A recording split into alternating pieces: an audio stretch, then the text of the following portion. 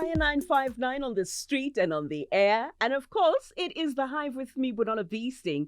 Now, right next to me, I'm chatting to a journalist, an author, a media specialist who has worked for various newspapers and, of course, has been on air as a pop culture commentator on various radio stations. It is the one and only Lesley Mofokeng. Hello. Hello, BSting. Ne ka tlherra Ke teng lo kae Bonolo molosiwa. ke teng ke memagile yaanong. Magili yo we. Ke go fainiwa ko ga ragili banna we. Intshwareleng. You know, Bro Lesley, one thing I've always wanted to ask you. You've been in the industry for many years, right? And as a journalist, you have never used slander or degrading others, you know, in order to be popular, but you're still relevant. How have you done that? Sure. BSting, I think isimolotse ka my training. I mean, when I was at school, in high school, my teacher said to me, I was excellent. I'm not going to lie. I was really great with compositions and creative writing. Yeah. And he said, you must go and study communications or journalism. And I went to Northwest University of today, then University of Botswana, Unibo. And I did my degree in communication. And my first job was at the Sunday Times. And I'm thankful to the Sunday Times for training that was offered to me, or further training on the job. And the most important thing was to always respect the rules and the tenets of journalism. So even if you write gossip, even if you write something that's uncomfortable or will make someone uncomfortable, still give them right of reply, still watch the tone, still be fair. So I always operated within sekele journalism, ethics and conduct and maybe let me say the language, journalism. And I think that has stayed with me for the rest of my life. I always want to know when someone tells me something about somebody, let's say a story, my first question is, what is the source? And once you give me the source, I'm going to measure that up with the journalism that I know. And then I'll say, okay, I take this one seriously or I don't. So, yeah, it's really about journalism. Now, the main reason that you're here, of course, you are an author. You've got this beautiful book, The Man Who Shook Mountains, In the Footsteps of My Ancestors. Yes. What inspired you to write this book? It's a lifelong obsession that I had with my grandfather. Yeah. Because my grandfather was always a special man. He was an evangelist of the Dutch Reformed Church, and whatever you call it. And I knew that he built a hospital, Gelexpan Hospital in the Ditsobotla district. Some people call it Lechtenberg. And he was always mobbed wherever he went. People admired him. People always said great things, always gave me privileges for being the grandson of Mungangani, Wilfred Mofokeng. So I wanted to know what was so special about my grandfather. And what made it strange to me was the fact that he was never honored anywhere. The hospital is not named after him. There's not a single ward named after him, no corner, nothing. And I was worried about him being written out of history. Yeah. And I always connected snippets whenever we met. Obviously, he brought me up. I grew up in Gelexpan itself. Now, I do believe that when you write a book like this, especially because it's not fiction, it must have changed your outlook on life. How has it changed you as an individual? So I understand the choices that my grandfather made. I understand him better.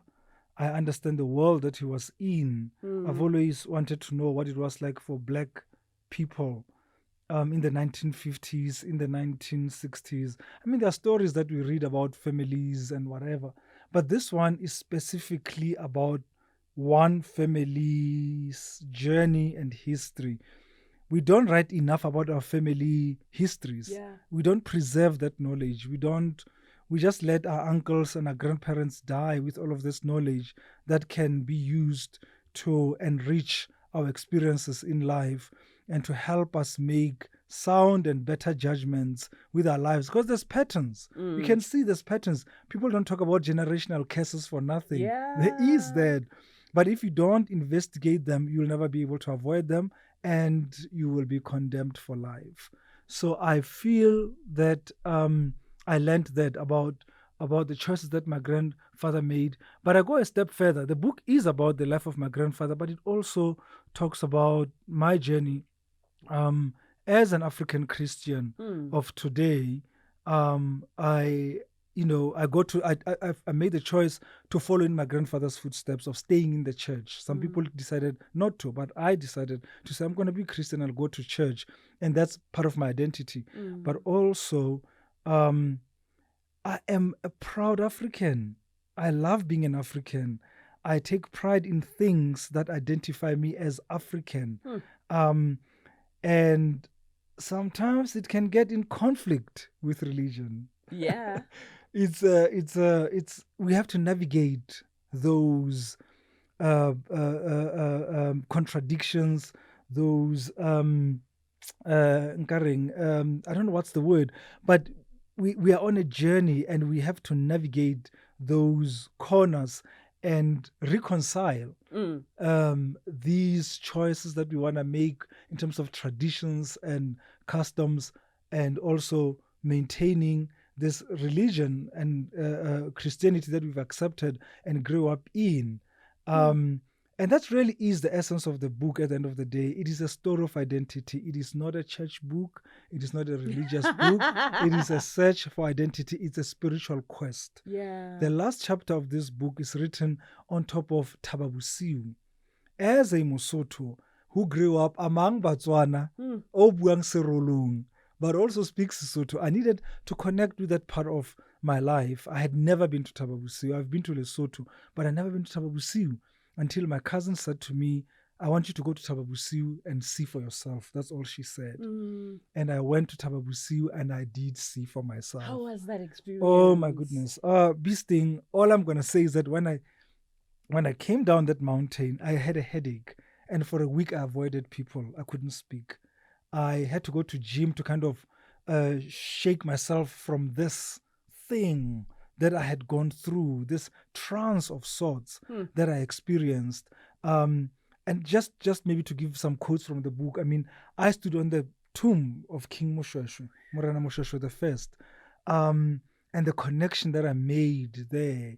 I mean, we grow up being taught Koskolong in history class about Shaka Moshoeshoe. It's just names we spew out, Moshoeshoe. There's Moshoeshoe Street, there's Moshoeshoe. I was standing there in front of this rock sort of structure, and there is Moshoeshoe buried. Wow. This Moshoeshoe that we keep. I mean, I try to put into words. I hope I managed to capture the essence and the intensity of the moment. There's also a part on Thaba Bosiu. Thaba Bosiu is flat. When you are on Thaba Bosiu, you will think you're actually on a flat kind of. You don't feel like you're on a mountain. There are 7 streams, if I remember the number correctly. And one of the streams is called Sidibasa Mamohato. So Sidibasa Mamohato is a place, a sacred place for Basotho and many other people. So I end up on this Sidibasa Mamohato, and this guide says to me, drink from this well. And as I start drinking, he says, talk to your ancestors. Amen. Connect with your people. They are here. You are here. You just stood at the tomb of Moshoeshoe.